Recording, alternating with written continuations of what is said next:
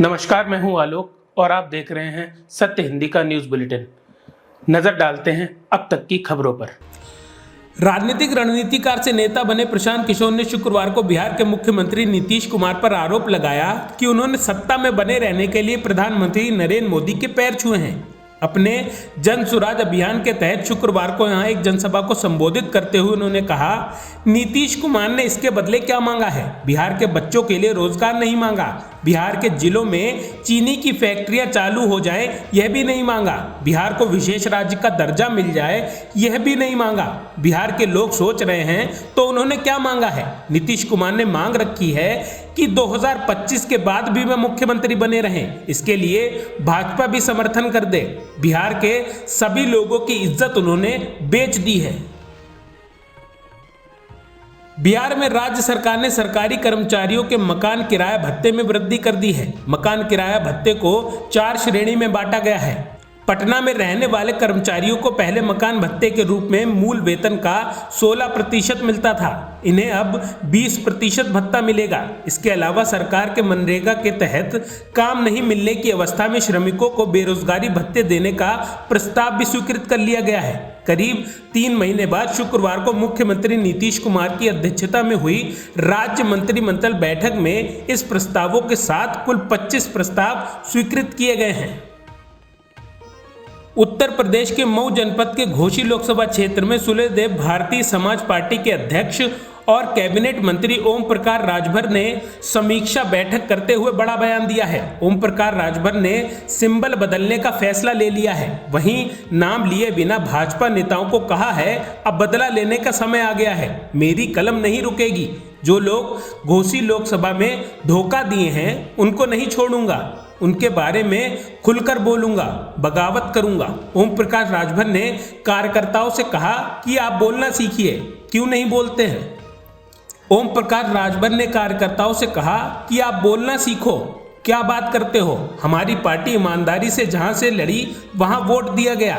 गठबंधन के तमाम बड़े नेता गठबंधन धर्म दिवाना नहीं जानते। हम लोगों ने 100% गठबंधन धर्म का पालन किया है। जिन लोगों ने हमारे गठबंधन को नकार दिया है उन लोगों को सबक सिखाने की जरूरत है। आप लोग बोलना सीखो, हम अब खुली बगावत करेंगे। लोकसभा चुनाव से सबक लेकर महाराष्ट्र भाजपा अब विधानसभा चुनाव को लेकर सतर्क हो गई है। शुक्रवार को मुंबई भाजपा कार्यालय बसंत स्मृति में पार्टी ने लोकसभा चुनाव पर मैराथन मंथन बैठक की है। बैठक में संकेत मिल रहे हैं कि विधानसभा चुनाव में भाजपा अजीत पवार की एनसीपी से नाता तोड़ सकती है और एकनाथ शिंदे की शिवसेना के साथ मिलकर चुनाव का सामना करेगी। भाजपा ने प्रदेश में अकेले दम पर 157 सीटें जीतने का लक्ष्य तय किया है। महाराष्ट्र में विधानसभा की कुल 288 सीटें हैं।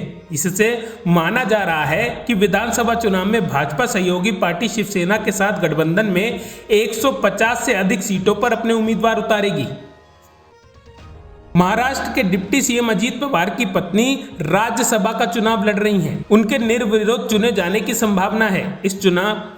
इसी बीच उन्होंने कहा कि अगर केंद्र सरकार में मंत्री पद का कोई भी ऑफर मिलता है तो उन्हें स्वीकार करने में खुशी होगी। उन्होंने कहा उनकी पार्टी एनसीपी पुणे जिले की बारामती लोकसभा सीट पर अपनी हार का आत्म निरीक्षण कर रही है और विश्लेषण के बाद इसमें सुधार की दिशा में पार्टी कदम उठाएगी।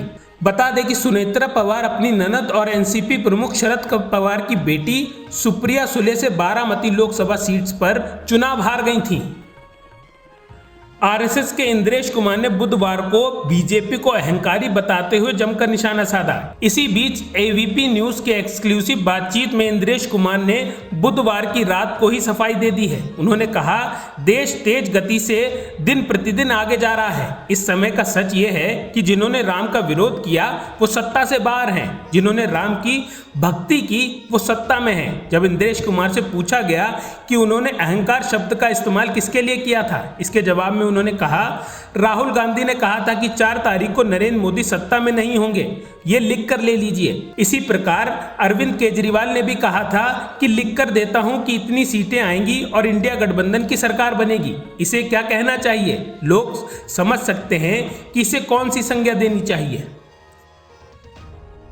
लोकसभा चुनाव का परिणाम आ रहे हो, केंद्र में तीसरी बार मोदी सरकार बनने के बाद मुख्यमंत्री योगी आदित्यनाथ शनिवार की सुबह 11 बजे गोरखपुर आ रहे हैं। चूंकि इस समय राष्ट्रीय स्वयंसेवक संघ के कार्यकर्ता विकास वर्ग में शामिल होने के लिए संघ प्रमुख मोहन भागवत गोरखपुर में ही हैं, ऐसे में यह संभावना जताई जा रही है कि शनिवार शाम मुख्यमंत्री उनसे मिलने के लिए एबीएस पब्लिक स्कूल जा सकते हैं। इससे पहले भी जब मोहन भागवत का प्रवास गोरखपुर में रहा है, मुख्यमंत्री औपचारिक रूप से उनसे मिलने के लिए जरूर पहुंचे हैं। देश की सबसे बड़ी और दूसरी सबसे मुश्किल परीक्षा नीट यूजी पर बवाल थमने का नाम नहीं ले रहा है। इसी बीच दिल्ली में कांग्रेस अध्यक्ष मल्लिकार्जुन खड़गे ने मोदी सरकार पर हमला बोला है। उन्होंने कहा कि मोदी सरकार ने शिक्षा मंत्री और एनटीए द्वारा नीट एग्जाम घोटाले की लीपापोती चालू कर दी है। मल्लिकार्जुन खड़गे ने एक्स पर पोस्ट करते हुए मोदी सरकार से पूछा कि अगर नीट एग्जाम में पेपर लीक नहीं हुआ तो बिहार में 13 आरोपियों को पेपर लीक के चलते गिरफ्तार क्यों किया गया। नाबालिग के यौन उत्पीड़न के आरोपी कर्नाटक के पूर्व मुख्यमंत्री बीएस येदियुरप्पा को 17 जून को मामले की अगली सुनवाई तक गिरफ्तार नहीं किया जा सकता। कर्नाटक उच्च न्यायालय ने कल यह फैसला सुनाया है। 81 वर्षीय येदियुरप्पा के खिलाफ गुरुवार को कड़े यौन उत्पीड़न से पॉस्को अधिनियम के तहत गैर जमानती वारंट जारी किया गया था। पूर्व मुख्यमंत्री के बेटे बीवाई राघवेंद्र ने दावा किया है कि शिकायत में कोई सच्चाई नहीं है।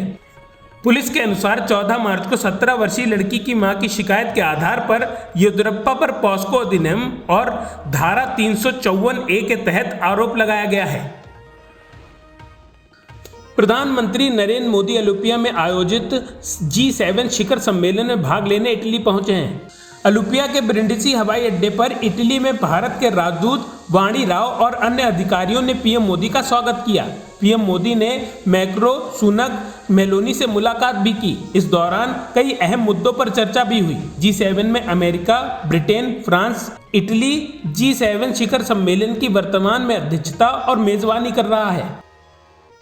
भारत मौसम विभाग ने दिल्ली, उत्तर प्रदेश, राजस्थान समेत उत्तर भारत के ज्यादातर राज्यों में हीट वेव का अलर्ट जारी किया है। मौसम विभाग के अनुसार अगले 5 दिन तक उत्तर भारत के राज्यों में हीट वेव का प्रकोप देखने को मिलेगा। मौसम विभाग ने 19 जून तक दिल्ली के हीट वेव का ऑरेंज अलर्ट जारी किया है। मौसम विभाग के अनुसार आने वाले दिनों में दिल्ली में अधिकतम तापमान 45 डिग्री के पार रहेगा। लू का प्रकोप 15 जून से लेकर 19 जून तक रहेगा। वहीं 20 जून को लोगों को गर्मी से थोड़ी राहत मिल सकती है। अब तक की खबरों में बस इतना ही। आगे की खबरों के लिए बने रहिए सत्यहिंदी.com पर।